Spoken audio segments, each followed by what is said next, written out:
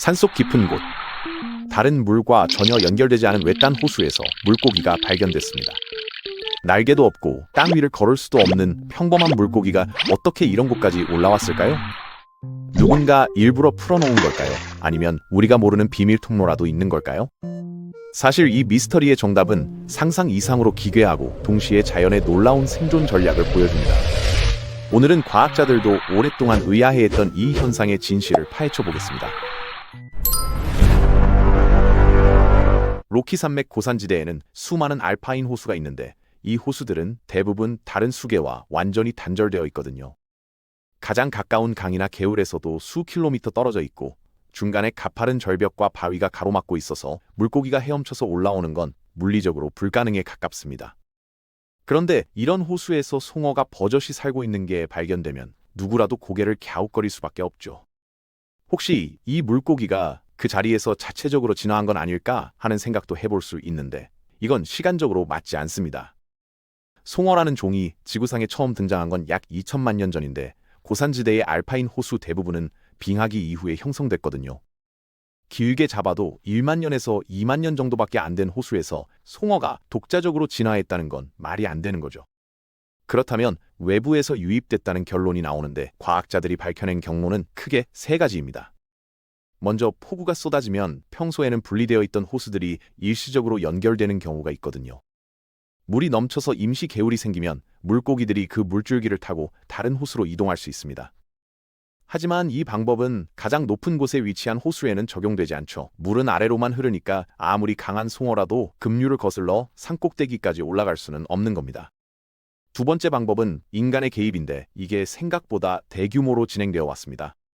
미국을 비롯한 여러 나라의 야생동물 관리 기관에서는 산악호수에 비행기로 물고기를 뿌리는 작업을 수십 년째 해오고 있거든요. 낚시 자원 확보와 생태계 조성이라는 명목으로 수천 개의 호수에 치어들을 공중 투하해왔는데 이렇게 투입된 물고기들이 번식하면서 자리를 잡은 경우가 상당히 많습니다.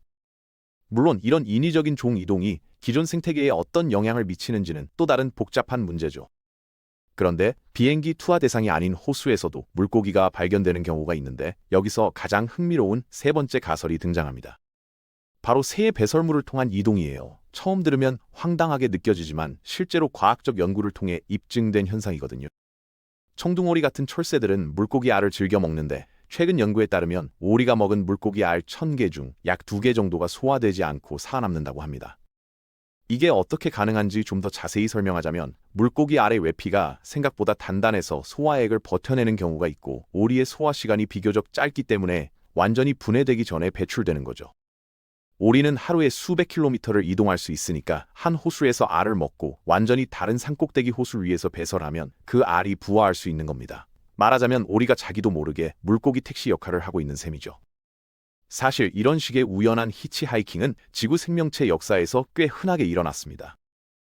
허리케인이 카리브해의 홍학을 플로리다까지 날려보낸 적도 있고 아프리카 대륙에서 떨어져 나온 땅덩어리가 대서양을 건너 남아메리카까지 표류하면서 최초의 원숭이를 신대륙에 데려다줬다는 이론도 있거든요. 심지어 우주에서 날아온 혜성이 지구의 생명체에 씨앗을 뿌렸다는 범종설이라는 가설도 있는데 이건 아직 과학계에서 널리 받아들여지진 않습니다.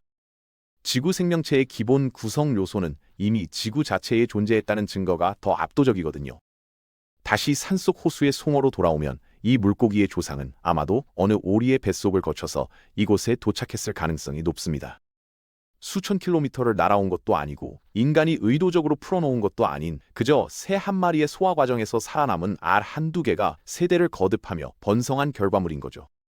자연은 때로 가장 엉뚱하고 불쾌해 보이는 방법으로 생명을 퍼뜨립니다. 그리고 그게 바로 생태계가 우리 상상보다 훨씬 더 촘촘하게 연결되어 있다는 증거이기도 하고요.